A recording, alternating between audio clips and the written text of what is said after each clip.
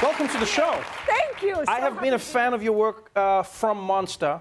I remember the movie with Charlize Theron. It blew my mind, and that was the first time I heard of your work as a director. But you've been in the game for a very long time. Yeah. In fact, is it true? I heard a rumor that you were once offered a position at The Daily Show? It's true. One of the first. So when I first started working in film, I was PAing on commercials and looking for other jobs, and one of the very first jobs I was offered was on the first season, I believe, of The Daily Show, which we knew nothing about, as a PA or something. Right. But I was already starting to do camera work and getting paid more, so I was like, well, I'll stick with what I'm doing. And the money, but it was one of those many decisions that years later I was like, my God, I really like that show. I kind of feel regretful now. Oh, no, are yeah. you kidding? I don't think you can regret anything. No, I'm perfectly happy with how it worked out. Has been truly amazing. I mean, Wonder Woman was not only a critically acclaimed movie, it was a box office smash, right? You directed that. Yes. That was amazing. Very lucky. Thank you. No, it truly was. Yeah.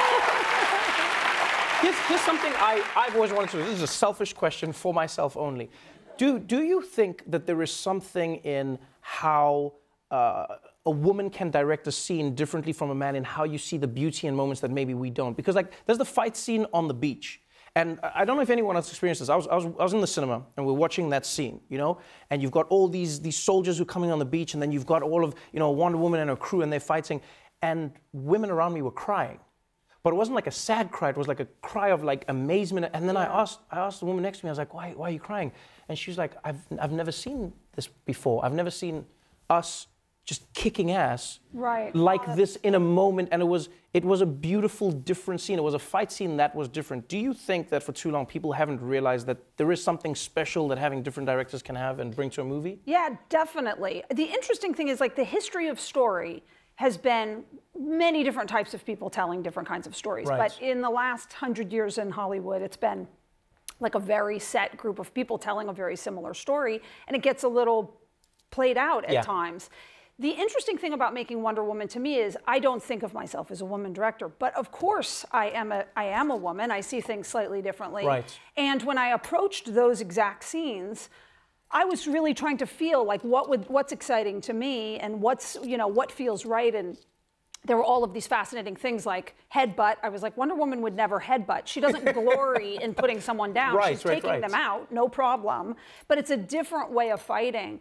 What was amazing to me was, of course, I was following that barometer, but then to see women, so many women said to me afterwards, I thought I didn't like action movies. And then I saw that, which was an interesting point because I thought, well, maybe that's it for everybody. Maybe you're just seeing the storyline is not something you relate with, I think, but who doesn't feel panicked in a moment and wish that they could save the day? We all do. Right. Everybody does. So yeah, it was really interesting that way. What was really amazing was that the film was met with, I mean, just so much love and respect, and it blew up. And you had only signed on for one movie. Yeah. Right? And you already had an idea for a sequel, but you hadn't signed on for that. And so when the next movie came around and it was time to negotiate, you were like, I want my money. Yes. No, I love that. I love that so much. Because I felt it's interesting to make money that way. Right. Because I've never thought of myself as someone, I'm an artist. I didn't set out to be about money. However, I took it very seriously and felt very strongly that it was my duty, if not me, who? If not me, who to, and Charlize has had to do the same at moments, to be the person who says, you know, we don't have a chance to build up to the same thing, but now it has to be an equal pay situation. So yeah, it was interesting. I was so grateful to be supported by Warner Brothers, and it was, you know, it was a great moment to have that genuinely happen. Yeah, I'm excited. It was phenomenal. I was happy for you. I was like, you need to make all the money because the movie was amazing. I can't wait for the sequel. And now this story has come out. This is a completely different world. Yeah. You know, watching this series, I remember seeing the billboards of, you know, and I was like, what is the story going to be about? And it is a wild story, but it's also based on a true story. Yeah. How did you come about the story? So a friend of mine said about 10 years ago, I've met this woman, you have to hear her story. And I said, oh, okay, cool. And I think he said a few different little descriptives, just enough to make me sit down with her. Right. And we had a meal, and I sat down with a woman, Fauna Hodel, and when she started to tell me her story, it was like my jaw dropped. I had never heard anything like it. And then as soon as I would hear one thing, the next chapter would drop. And it was even more mind-blowing.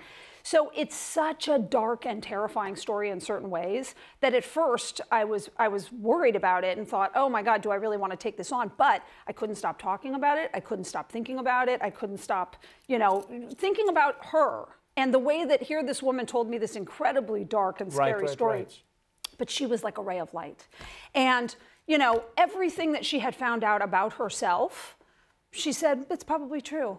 And there was something so interesting. Identity has become an interesting hot topic now. But even then, sitting there and looking at her and seeing how this woman single-handedly said, my identity will not define me. It doesn't matter what the descriptives are. Maybe the worst possible thing is true about me. I'm living my life. Right. So the positivity of that kept me hooked. So I tried to make it back then, but no one was quite doing limited series yet. And so all these years later, I had stayed in touch with Fauna and remained friends with her, and other people were trying to do her story, and she kept saying, I really believe that you're the one, please. And I ended up telling Chris Pine about it, and Chris's head just exploded, as everyone's does when you hear this story. Yeah, right. And so one thing led to another. My husband is a great noir and fiction writer, and he suddenly, we all just started talking about it, and he said, there were all of these other characters. There's this very interesting way actually to tell it, and it just kind of took off. It really is a story that captures the imagination, because I really would say you should watch. I don't want to give anything away that tips the story, but it's a fascinating tale of a woman who thinks her entire life that she is biracial. Yeah. And she's living with her black mother at the time, and then she finds a birth certificate, and all of a sudden she realizes that her life is not the life that she thought. She sets out to find her real parents, her father. She learns things about her grandfather. But you're in this world where, as you said, it's a really dark story, because the things she finds out would crush most people. And yet, through it all, she seems to maintain a certain level of optimism that's almost unrealistic. What do you think drove her? I don't know. She